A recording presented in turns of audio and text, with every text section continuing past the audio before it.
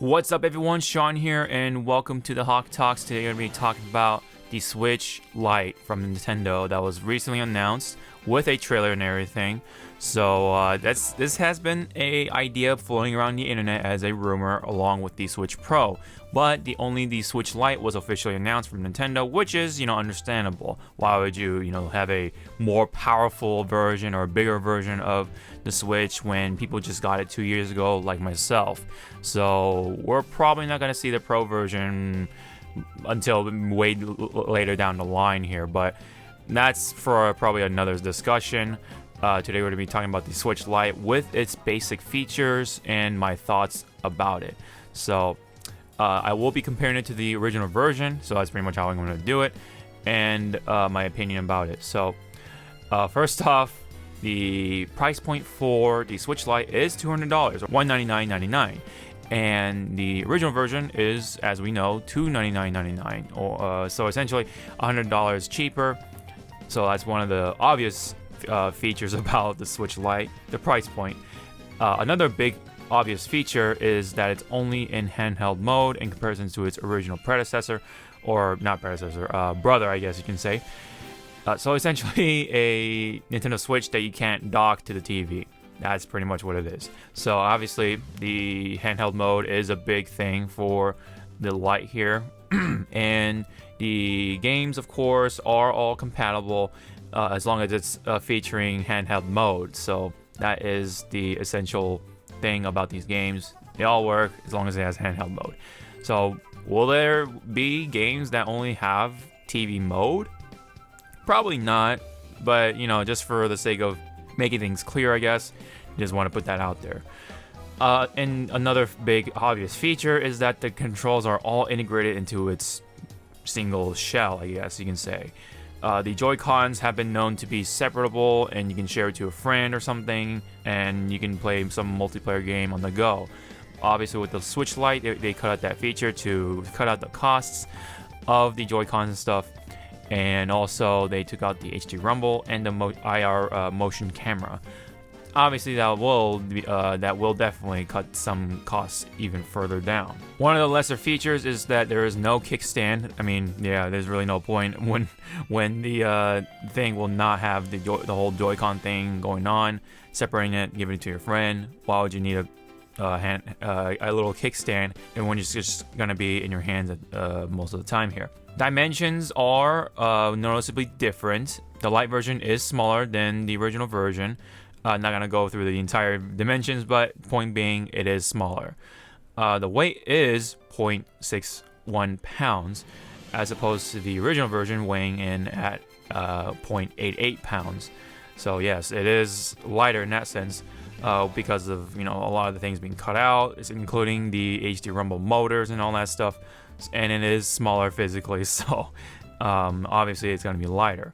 And with that, the touchscreen is naturally going to be a little smaller with 5.5 inches, while the original version had 6.2 inches. Battery life is another big one, I guess. The Lite version has a battery life of 3 to 7 hours, depending on how you play it. And the original version is 2.5 to 6.5 hours, depending on how you play it, of course. This issue can be mitigated somewhat with power banks or USB battery packs or whatever. So it will extend the Switch Lite if you're really that person that's like super on the go kind of person who just wants to play on their hands, don't really care about the the Joy-Con features. I think this is, overall kind of neat. This is for the people who just want to have this in their hands. Just quickly as they can, with that $200 price point. This is definitely for the kids. Obviously the parents don't want to spend too much money, but this is still essentially a nice gaming system from Nintendo, and it's got nice graphics even on the smaller screen and blah blah blah. So the parents will see this as an opportunity to get this as a Christmas gift for their kids. So this is a smart move overall. I just wish that they kind of done a little better on some of the features, like the battery life. It would have been cooler if the battery life would have been a lot longer. Let's say at least an hour or two. That would have been nice. But it's only 30 minutes longer, which is on a little more on the disappointing side, really. Being marketed as a light version, so you're cutting all these features, so you might as well try to bring more emphasis on some of the other features that handhelds kind of need, like battery life, for example. That's pretty important. So I just wish that they can bring up that battery life somehow. But you know what? Hey, 7 hours still not too bad for a portable system that has these kind of graphics and everything. So, but in comparison to its original version, yeah, it's kind of on the weaker side. I wish the price point was a little lower. I just think it should go a little lower, like say $180 or even $160 even, maybe $150. A little too low for what it is, but could be a little lower from $200 nonetheless, because some of the really essential features of the Switch, is being cut out here, and so you would think that it would be a lot cheaper that way, but it's still only $100 cheaper. I mean, yes, it is still nice and all, but it could go a little lower. I would say $180 is a more realistic price point, because you are cutting out the big essential gimmick of the Switch, being able to switch into TV mode, into handheld mode, and vice versa. And also the separating Joy-Cons, that was, it is kind of cool, but it's all integrated into one. So you would think that it would be a lot cheaper, but but it's still $200. I guess it's still more still in the affordable side, so people can get to that $200 a little faster. Almost forgot to mention that at least the D-pad is a little better than the original version, because it's an actual traditional D-pad, unlike the one on the Switch. It's just buttons, right? But you actually have the plus sign sort of button going on, just like traditional D-pads from before, which is nice, but it does bring me concern to the durability of the controls, because I've heard stories of people having to replace the Joy-Cons from those who extensively use the Joy-Cons on the go or just at home, just because they don't want to just pull out the controller or whatever.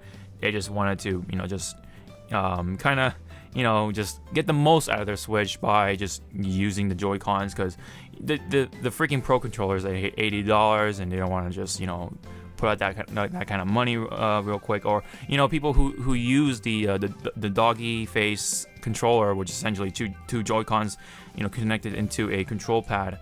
That's a lot of people use, and I heard these stories of having the need to replace these Joy-Cons just because they're small, they're pretty kind of not exactly durable within the bigger hands and stuff like myself. But I just hope that these controllers are more durable now that they're actually integrated into the Nintendo Switch.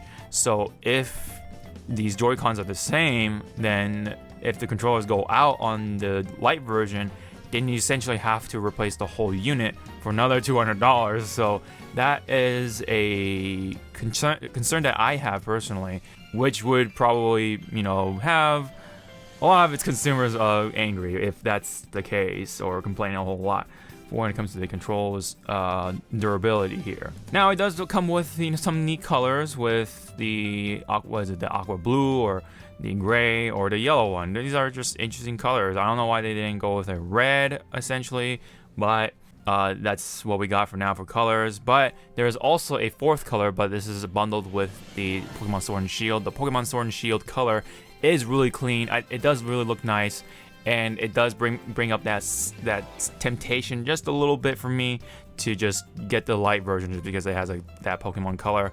But I definitely don't need it for right now. But it does bring to another point as to what the Lite version is going to be there for.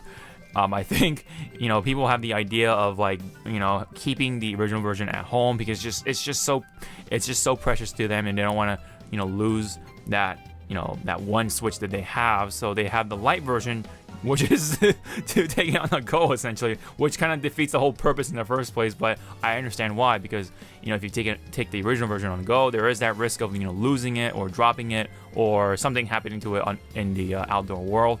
their focal point when it comes to like streaming, or like I said, YouTube, or anything like that. And by taking it on the go, they're risking that. They're if they don't have it, it's like, well, I don't have any content to create. So I guess for those people who are very paranoid about that, I guess it's for them too. So that they just take the Lite version on the go, and if they lose it, oh well, I still have the original version, that sort of thing. So the Lite version is kind of like the bullet meat shield sort of thing when it comes to losing it or forgetting it at the airport, or dropping it, breaking it somehow. It's that kind of product, which, yes, again, it does kind of defeat the purpose of the original version in the first place. But putting that all aside, I think the Switch Lite will be that hot product for this year, that hot piece of hardware from Nintendo. A lot of parents will get their hands on it just for the sake of their kids, for that Christmas. I would, definitely can see the Pokemon version, selling out a lot faster just because it's Pokemon than the rest of the colors, like the blue, gray, and yellow. If I had to get one of these, I would probably get it just blue, just because it's just, it's pretty bright. You can see it. I can find it real easy. If I, put on my bed or something, or put it somewhere in my room and I'm trying to look for it, that color just screams out to me, and I can find it faster. Or the yellow. I wouldn't mind the yellow version if someone got it for me as a gift for some reason. But that Pokemon color is real nice too. But the gray, yeah, could have been a little better. I don't know. I don't know why they did not come with a red version. I would definitely got my hands in a red version, since the logo of Nintendo is red. The same with the Nintendo Switch logo. I don't know why they didn't do red. That's kind of a missed opportunity there. But maybe down the line they'll come up with more colors. They're probably just testing it just to see how it performs. Then they'll come out with more colors, just like how the iPhone did, or iPods in the past. So I think that's what they're trying to do. And yeah, of course, the name Switch Lite, very straightforward, and it kind of reminds of the DS Lite, which was one of the more popular models of the 3DS back in the day, or the DS Lite, excuse me. Sorry if I'm getting that mixed. But anyways, that's pretty much all I gotta say for the Nintendo Switch Lite. There's really not much to say anymore beyond that. I think it is overall still a smart move. There could have been some things done better, like the price point, the battery life, and my concern for the controller durabilities. But anyways, that's for us to see, I guess, and the first 100,000 units will tell us whether this product is durable for the kids or not, because you know how kids are, pretty reckless. They are wild, and you never know what they're gonna do with that Switch Lite. So, but anyways, I guess it's cool, but we'll see if the Pro version even comes out at all, because that's for another video anyway. So that's pretty much it for the Switch Lite for reals. If you have any comments related to the Switch Lite or this video, please leave it down below. I'd love to check them out. Don't forget to hit the like, subscribe, and all that stuff. You know the drill for YouTube. It really helps out. Really appreciate it, guys. And don't forget to check out all the social media stuff, my sponsorships, and all that stuff is in the description below. So that's it. So this has been my thoughts on the Switch Lite from Nintendo for today's Hawke Talks episode. Thank you guys so much. I'll see you guys in the next video. Sean out.